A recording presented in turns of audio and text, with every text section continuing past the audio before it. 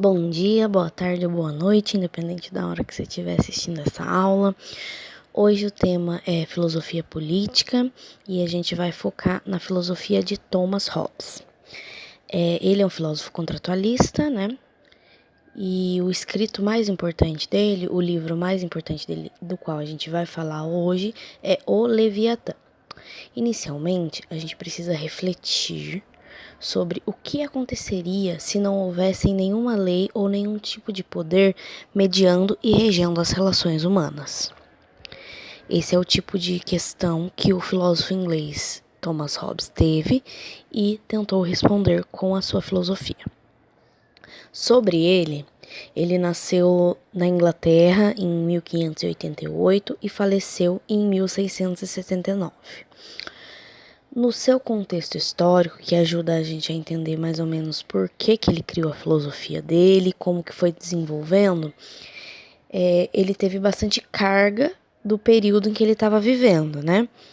Por conta das incertezas e instabilidades do governo da época dele, que poderiam vir a gerar uma guerra civil entre a monarquia da Inglaterra e os opositores a ela, a sua obra, então, é, antes de mais nada, uma resposta para esse tipo de caos político e social. Ele buscava resolver esses problemas de conflitos, né, e turbulência política para que se estabilizasse um tipo de governo estável, né, o Estado estável.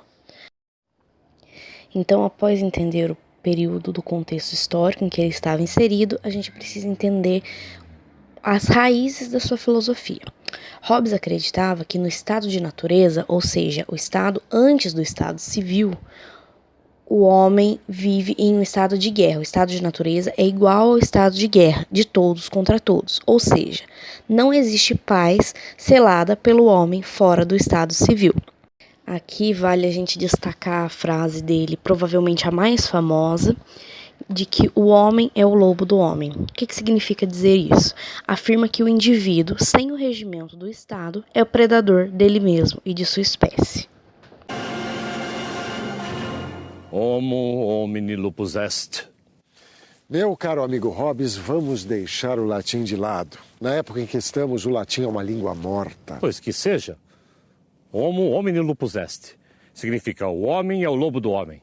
Com isso eu quero dizer que o homem é um ser egoísta, que responde a uma única lei natural, a força. A solução, então, que Hobbes aponta para esse estado de causa de guerra de todos contra todos é que o Estado deveria ser a instituição fundamental para regular as relações humanas.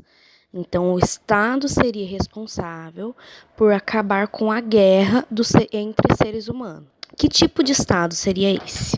Hobbes, então, é defensor do absolutismo. A sua justificativa para essa forma de governo, ela é racional, ela não é religiosa nem sentimental para ele ser o soberano. Ele vai ter poder religioso e ele vai ter poder sobre as vidas dos seus súditos, mas isso não é irracional. Então ele criou uma teoria que fundamenta a necessidade do Estado soberano como a forma de manter a paz civil. Essa forma de governo vai ficar mais clara, essa teoria dele vai ficar mais clara no decorrer da aula. Por enquanto, inicialmente a gente foca no livro O Leviatã e em como ele foi construído. Então, o que é o Leviatã? É um monstro bíblico, cruel e invencível. Ele está na Bíblia mesmo e ele simboliza para Hobbes o poder do Estado absoluto, destacando o símbolo dos dois poderes, o civil e o religioso, centrados na mesma pessoa, no mesmo ou num coletivo de pessoas. Não precisa necessariamente ser apenas um rei, um homem ou uma mulher. Ele é um cidadão fictício, é uma espécie de ser fictício que detém o poder sobre a legislação da vida do súdito dele.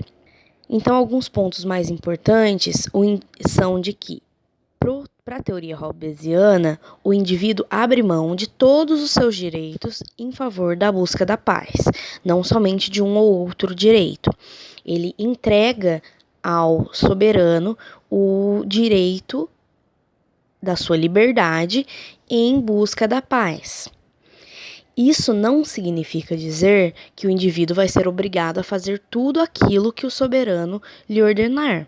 Não, ele não pode atentar contra a vida, ele não pode renunciar o seu direito fundamental, que é a vida, porque senão não faria sentido sair do estado de guerra, que era o estado inicial, para sobreviver e renunciar à sua vida. Não, ele também não tem a obrigação de se acusar sem garantia de perdão. Ou seja, ainda que ele infrinja alguma lei e alguma norma do soberano e do Estado, ele não tem que dizer isso na frente de todos, sabendo que isso pode acarretar a sua punição. Apenas um adendo a essa parte do Leviatã. Esse livro, ele é um livro que teve uma capa muito emblemática. Essa capa mostrava eu vou mostrar uma imagem para vocês, mas ela mostrava um soberano, um homem gigante, né, formado por vários outros homenzinhos. Dentro desse desenho, né, dentro dessa capa, essa é realmente a capa original que foi feita na época, né? Ela tem outras representações, mas o mais importante é essa figura do soberano formado pelos súditos ou pelos pequenos homenzinhos, né? A assembleia de homens ou o homem no poder. Isso traz a ideia de unificação do poder, né? É a unificação que Hobbes achava necessária para que o Estado prosperasse. Isso também faz a gente pensar sobre como ele queria que fosse representado o povo dentro do soberano. Então, de certa forma, Hobbes aposta que o soberano, apesar de ser a figura indiscutível e invencível que ele é, né, esse monstro Leviatã, ele ainda tem que representar os interesses do povo. Então, o povo unificado por vontade própria e não obrigado, ele forma o Leviatã, ele forma esse soberano, e com isso o Estado prospera. A sua liberdade a um soberano absoluto. Se todos fizerem isso de comum acordo e por iniciativa própria, todos se tornarão súditos e serão protegidos por um poder maior. Ok, mas qual é a justificativa de Hobbes para afirmar que esse sistema é, de fato, o melhor? O fato é que os homens querem sair das condições precárias em que viviam em consequência do estado de natureza, ou seja, eles fogem da guerra em busca da paz. Essa é a primeira lei natural, a lei de conservação da vida, e é o que dá origem ao Estado. É necessário um poder comum capaz de defender a comunidade, garantindo-lhe segurança suficiente.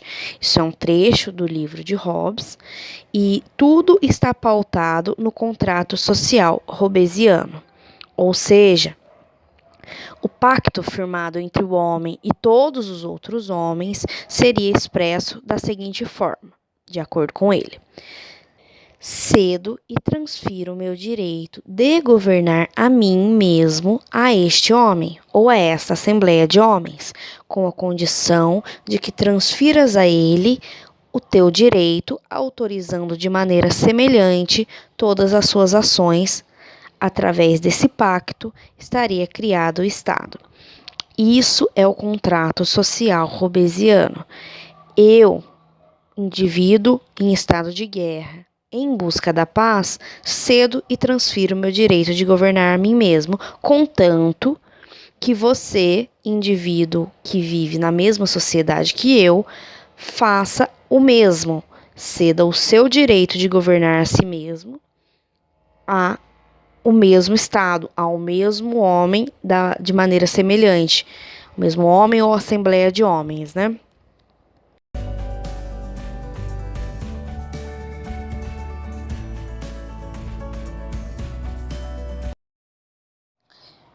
Então, recapitulando as coisas mais importantes que a gente viu até agora.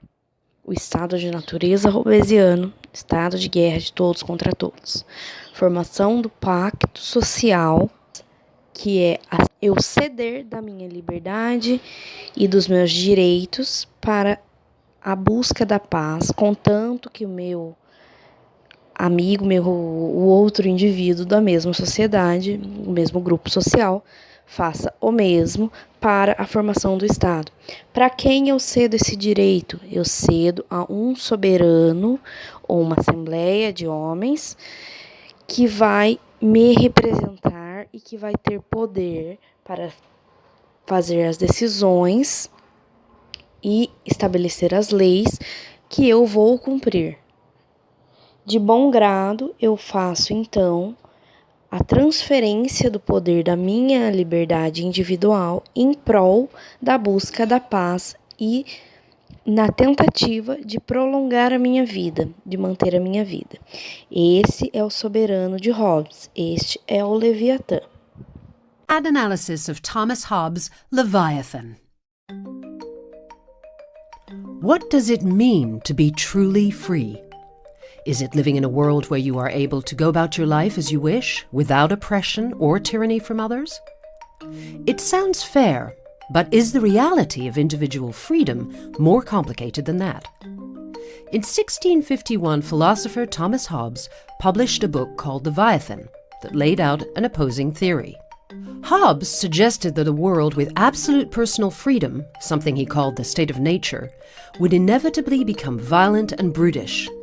He thought that this state of nature would eventually become a state of war. To explain, let's consider a newly built city.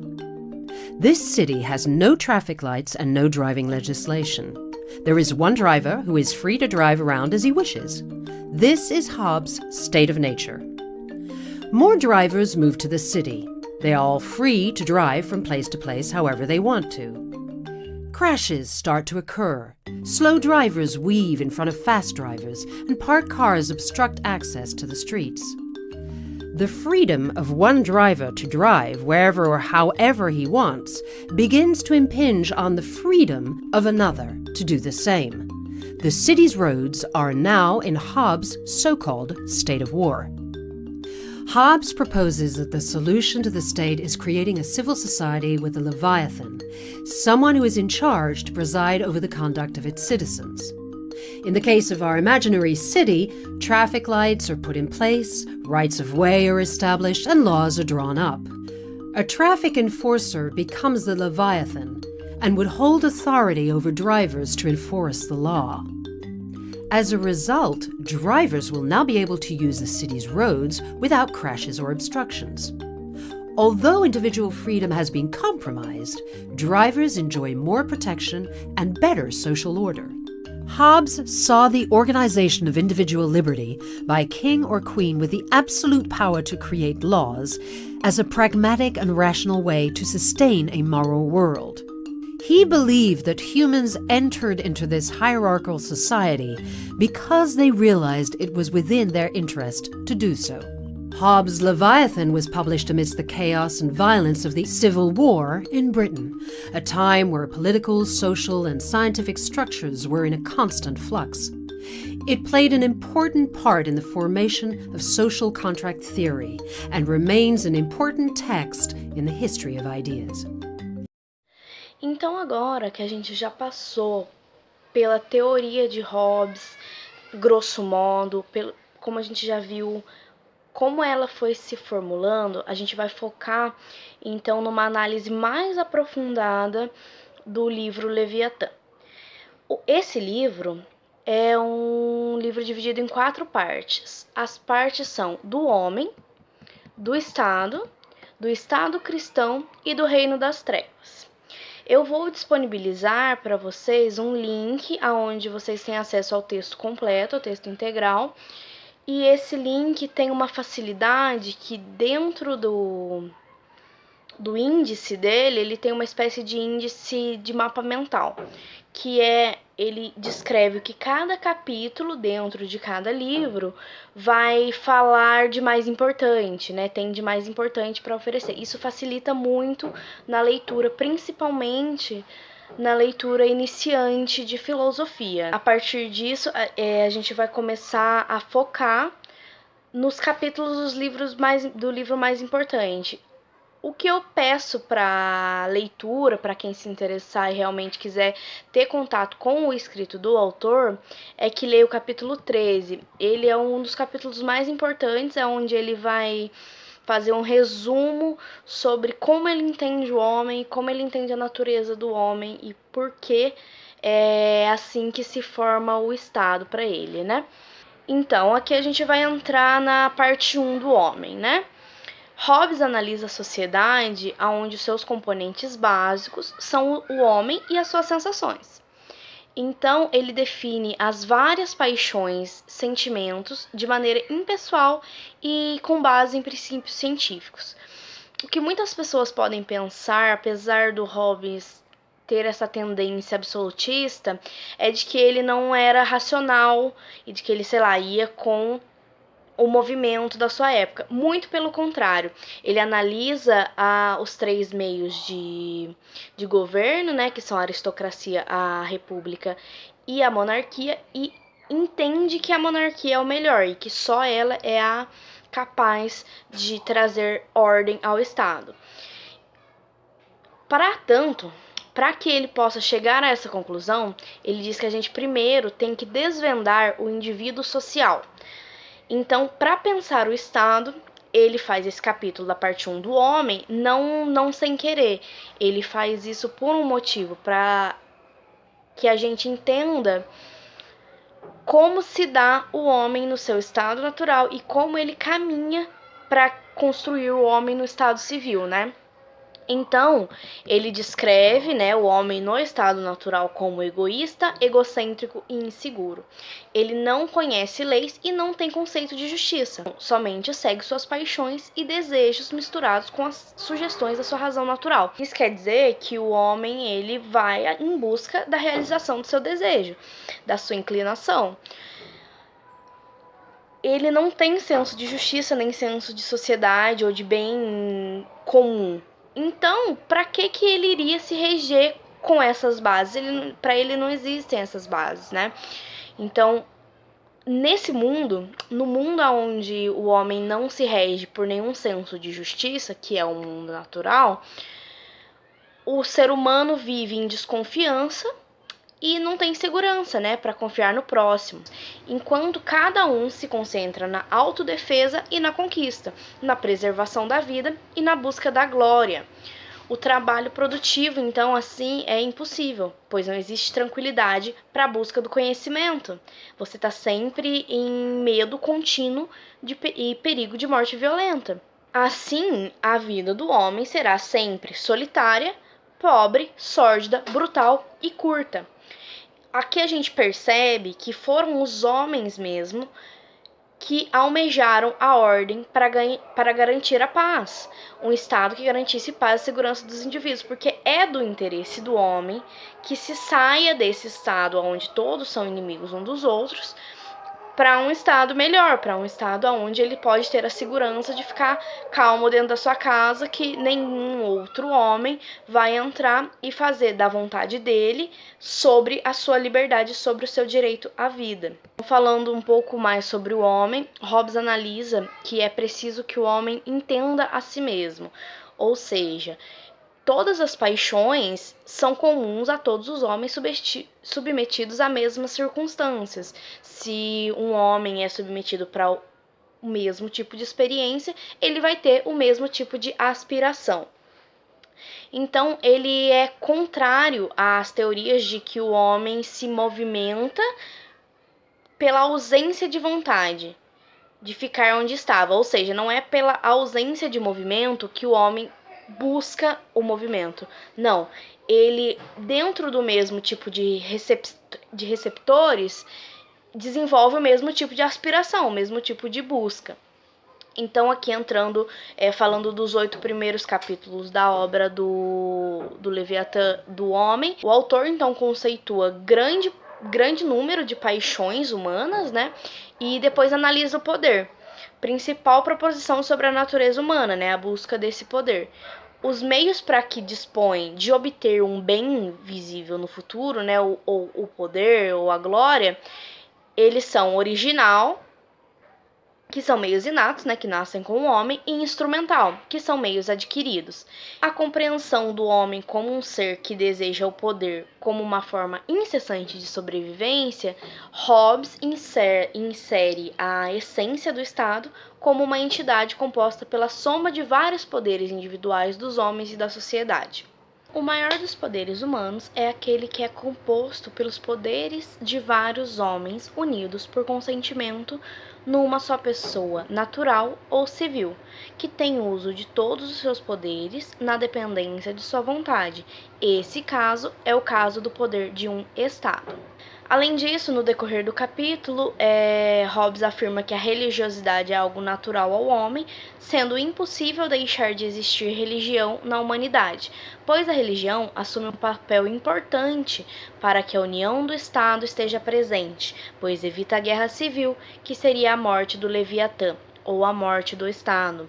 Então, apesar de não embasar a soberania do rei na religião, né, como alguns outros povos ou alguns outros pensadores iriam embasar, né, o rei como uma figura de Deus, ele acredita que a religião é uma maneira de manter a paz entre a sociedade.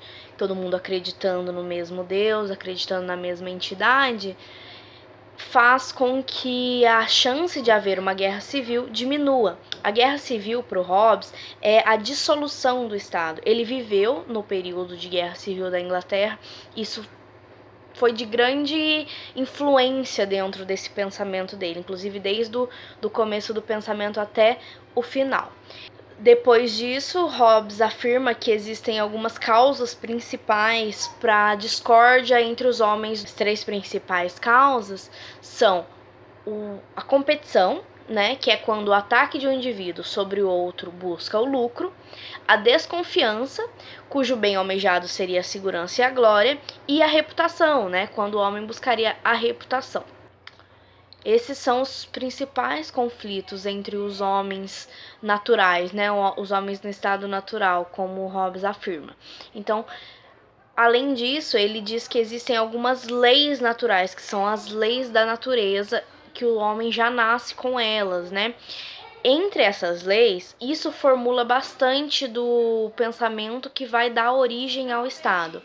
A primeira lei natural para o Hobbes é de que todo homem deve se esforçar pela paz. Então, ele deve procurar a paz e segui-la. A partir disso, ocorre a segunda lei natural, que um homem concorde conjuntamente com outros em renunciar ao seu direito a todas as coisas, contentando-se em relação com outros homens com a mesma liberdade que os outros homens permitem em relação a si mesmo. Isso a gente já pincelou um pouco antes, né, que é ele ceder da liberdade dele em busca da paz. Isso é a lei, a segunda lei natural, e a lei que vai dar origem ao Estado. Então, com base nessa lei, a teoria hobbesiana diz que o indivíduo abre mão de todos os seus direitos em favor da busca da paz. Esse abrir mão, né, é o contrato social. A partir de que o homem no estado de natureza reconhece a necessidade da paz, reconhece a necessidade de manter um ambiente, né, um estado onde a vida é mais fácil, onde ele não tem que temer pela sua vida todo o tempo, ele estabelece o contrato social, né? Esse pacto entre os homens é fundamentado na existência de um poder comum superior, que através do medo infligido em razão de um poder coercitivo, né, o soberano ele deve liderar com mão de ferro, né, segundo Hobbes. Então ele impõe a todos o cumprimento das suas leis. Perceba que a liberdade aqui ela tem bastante nuance. Ele tem que ser livre o suficiente para decidir que o governo soberano é o governo melhor, para decidir que ele vai entrar de bom grado dentro do estado do pacto social, que vai dar origem ao estado civil como a gente conhece, né, como ele planejou.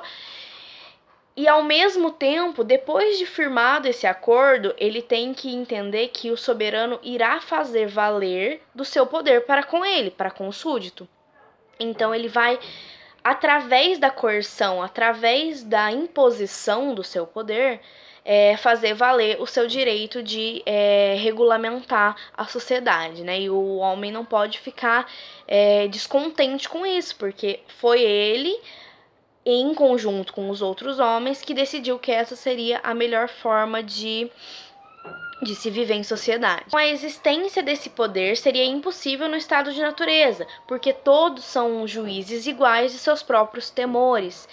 Um homem no estado de natureza, ele não aceita que um outro homem ou uma assembleia de homens coerça ele não aceita que o outro indivíduo exerça poder sobre ele ou exerça julgamento sobre suas ações, porque todas as ações são motivadas pelas paixões, a busca do poder, da glória, né? Então, assim, o Estado surgiu na visão de Hobbes como uma restrição que o homem impõe sobre si mesmo como forma de cessar o estado de guerra de todos contra todos. De certa forma, é uma barreira que o homem não pode ultrapassar para não cair num estado de guerra que ele se encontrava inicialmente. Então, o pacto social deu origem ao Estado civil e Hobbes, para analisar o Estado, apresenta uma argumentação de uma pessoa artificial como aquela entidade que representa outras pessoas naturais ou artificiais. Essa é a personificação do Estado. O que isso quer dizer? Quer dizer, então, que a gente já entendeu até aqui como se deu a origem do pacto social, como se deu, o homem sai do estado de natureza, estado de guerra, busca a paz, faz o pacto, chega no estado civil. Dentro desse estado civil, cabem outras análises que Hobbes vai fazer na parte 2 do livro do Estado.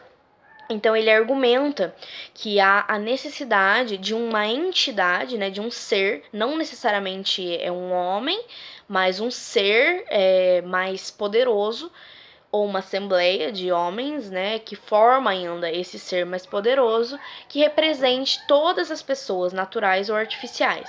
Essa é a personificação do Estado. Então, o poder descentralizado, para Hobbes, ele é uma forma de poder que não funciona, né? Então, o poder tem... Porque cada um começa a minar o Estado, ele afirma isso, né? Começa a criar rupturas dentro do Estado, e isso vai gerar guerra civil e vai gerar a morte do Leviatã, né? A morte do Estado. Certo, agora a gente entra na parte 2 do Estado. Hobbes, então, originou o Estado dentro do seu pensamento, e aí ele fala das causas, geração e definição de um Estado na parte 2 de seu livro. Então, para ele, o Leviatã, né, que é esse Estado, é um Deus mortal ao qual devemos, abaixo do Deus imortal, nossa paz e defesa, né? A figura do Estado é a figura do Leviatã. Então, sendo o objetivo do Estado o bem comum do homem, manifestado através da garantia de paz e da defesa de todos os indivíduos. O poder do seu representante é absoluto e soberano. Ele já afere de que, como o poder do Estado é soberano, o poder do representante desse Estado, né, do nosso soberano, também tem que ser absoluto, tem que ser total, né? Então, Hobbes passa a individualização dos poderes do soberano. O poder é uno e indivisível. É a unidade do representante e não a unidade do representado que faz com que a pessoa seja una. Então, aqui o soberano ele tem poder e autonomia para decidir o que é melhor para todos os seres, né, todos os indivíduos, todos os súditos, e é a unidade desse representante que faz com que a pessoa seja uno, com que o Leviatã possa ser uno, né, da maneira como Hobbes propôs. Então, ali, Hobbes diz que o poder do soberano, o poder soberano do Estado, do Leviatã, é indispensável para a garantia da paz social. Se os homens viviam em guerra justamente em razão da inexistência de leis que limitassem o seu direito, é indispensável a criação de regras que estabeleçam limites de direitos naturais de cada indivíduo, né? Essas regras só podem ser criadas pelo Estado mediante a ação do soberano, né? O Estado ele só pode ser regulamentado em ação do soberano, certo? Existem 3 formas, ele fala dessas 3 formas, né, como eu já disse, de governo ocorrente no Estado, né? A monarquia, a aristocracia e a democracia. A aristocracia é o governo de coletividade exercido por uma assembleia composta de parte do grupo social que fez o pacto e chamada de oligarquia quando detestada por alguns que estão insatisfeitos, né? A democracia, então, ou governo popular, é a soberania nas mãos de uma assembleia de todos os que firmaram o pacto social. Então, a diferença básica é que no soberano é na mão de um, na aristocracia é na mão de uma seleta parte do pacto social, que pode gerar insatisfação, e na democracia é na mão de todos.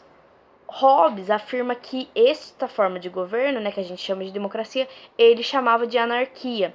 Na verdade, é uma ausência de governo. Não tem governo quando o governo está dissolvido na mão de todos. Centralização do poder é parte importante da execução desse mesmo poder dentro da sociedade na teoria hobbesiana, né? Então, para ele, a democracia, como não concentrava e sim dividia, isso ia trazer inconsistências no governo e o governo ia passar a uma forma de desgoverno, né? E no final, né, então, desse capítulo do Estado, Hobbes, ele trata as doenças que poderiam dissolver esse Leviatã, né? A maior doença que pode acometer o Estado, segundo Hobbes, é o poder soberano ser dividido, né? A soberania é a alma do Leviatã, é a alma do Estado, né, para ele. Então, ele discorre a respeito dessas doenças que podem acometer o Estado, né, na parte final do livro 2 do Leviatã. É uma parte extensa, então eu não vou entrar muito nela aqui, mas com mais tempo a gente pode analisar cada parte que ele diz que poderia representar algum perigo ao Estado. Então, mas principalmente, né, a que mais se destaca é o fato do poder soberano ser dividido, né? Essa é a razão maior de dissolução do Estado, essa é a maior doença que poderia ocorrer pro Leviatã, né? O Leviatã sendo uma pessoa fictícia, o Hobbes, dentro da metáfora dele, poderia ser acometido por doenças fictícias também, né? Então, como o ser humano é acometido por doenças, o Estado está sujeito do mesmo jeito, né? Da mesma maneira. Se o Estado for dissolvido em razão de alguma dessas enfermidades, né, não seria possível mais garantir a paz. A gente voltaria ao estado de natureza, né? A gente voltaria a uma guerra de todos contra todos, né? Não teria mais garantia da paz para todos que firmaram o contrato social.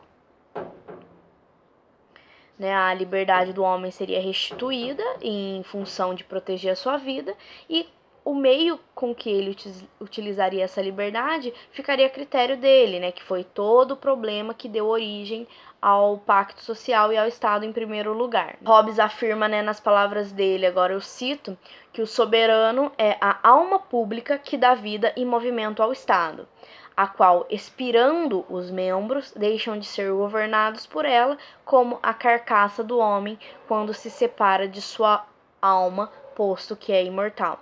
Isso ele falou dentro do capítulo, né, do Estado. O que ele quis dizer com isso? O soberano, a soberania, é a alma que dá movimento ao Estado. Quando ele sai do Estado, quando ele é acometido pelas doenças do Estado que Hobbes cita, ele então deixa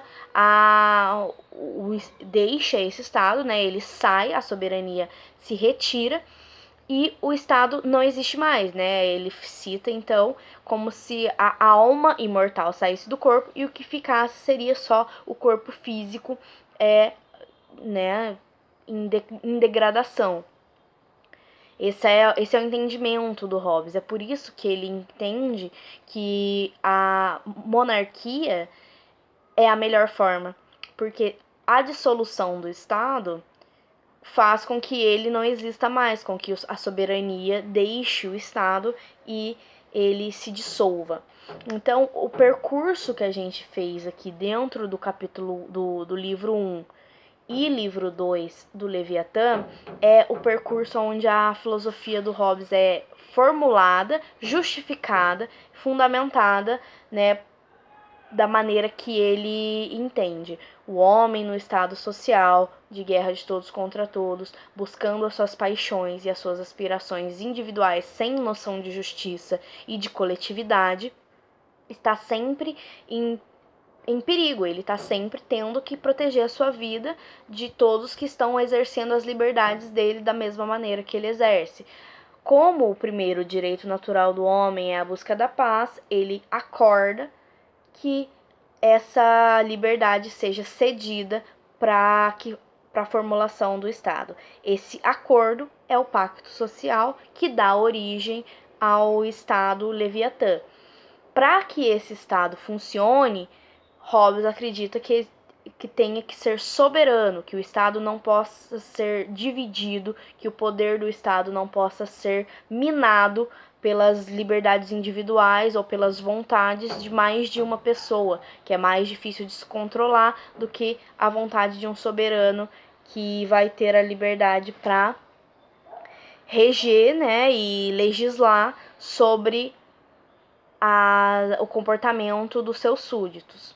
Então a gente finaliza o percurso da construção do pensamento de Hobbes, né, do contratualismo hobbesiano, do Estado soberano que ele quis propor e da forma de governo que ele pensava ser a melhor solução para a sociedade em que ele estava inserido, né? Esse texto ele tem bastante importância na construção política dos séculos seguintes e a gente tenta compreender bem o que foi que ele quis com essa análise racional, com essa análise bem particular da parte social, da parte da formulação da natureza do homem, dos direitos do homem, da liberdade, que iriam formular o Estado como ele planejou, né, como ele imaginou.